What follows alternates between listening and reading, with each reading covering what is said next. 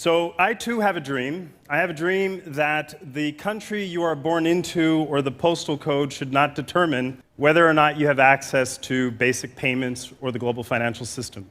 And that's not a dream that I say lightly because I grew up and was born in the poorest part of the United States, among the poorest people there. So the dream itself is not an abstraction. And I could tell you it's not a dream that can be realized unless, of course, we start to radically redefine how technology can be brought to bear in solving a number of these big problems. And so to that end, I joined the Libre Association just before the public announcement. And the public announcement is now a little over 6 months old. It does require the suspension of disbelief that a number of large technology companies and others and social impact partners would come together in what I would characterize as an uncommon coalition to try to build common digital infrastructure. So if the internet has removed friction from communications and information sharing, the underlying technology that is powering the Libre Association is a public open source blockchain that is aimed at removing friction and the cost of transactions on a peer-to-peer open standard. And let's explain this a little bit, what the opportunity looks like. So when you flip the script on global challenges, many of which you've heard from this morning, from Joschka Fischer, whether they're political risk, climate change, financial exclusion. If financial exclusion was an Olympic sport, the world would get a gold medal. We have more than 1.7 billion people around the world who have no bank, or no bank account, or no equivalent to it.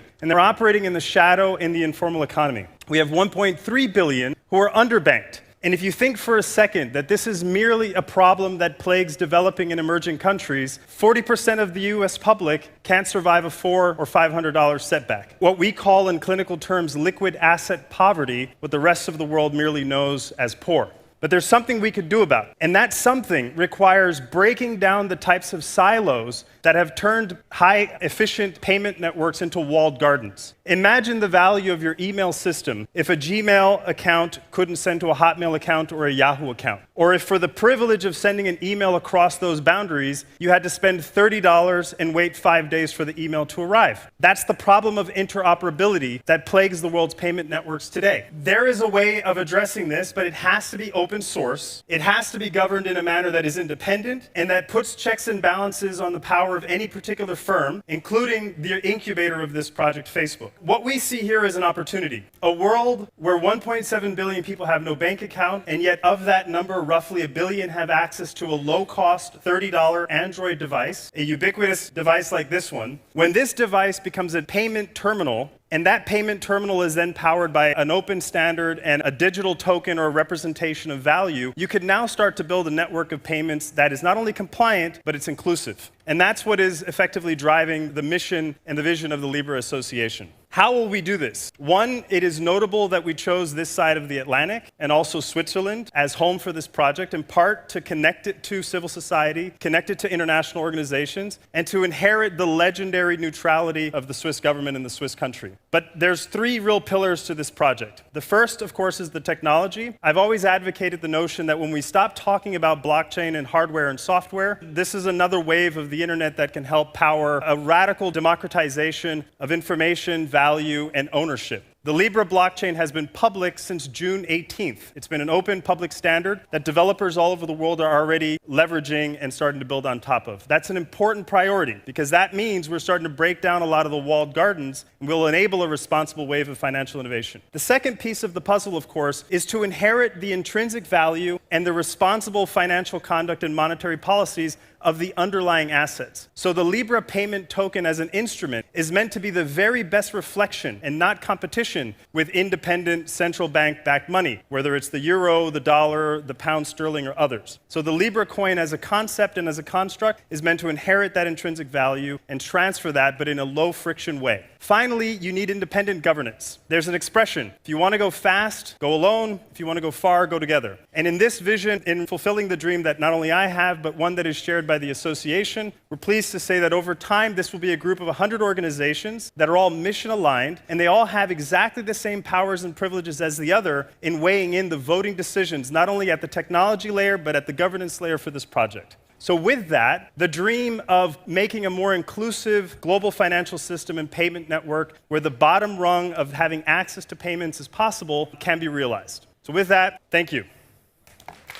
What was the most promising feedback that you've heard so far from your partners or for people that you would want to onboard? If you think about what this has done, Libra as a project started on June 18th with a white paper. That white paper has evoked a global conversation. Many did not like the messenger, but they liked the message. The message of inclusivity, the message of reducing friction from payments, and the real reality that the way we are currently conducting monetary policy and the way we're introducing traditional currencies into the system is friction-laden, and perhaps it belongs in history. And so just today, for example, in the United States, the former chairman of the CFTC has announced a digital dollar foundation to effectively explore how central banks themselves can leverage digital transformation to make payments more inclusive. And do you see that as a competition? Not at all. This is an all ships rising moment, honestly, and I say this in all sincerity.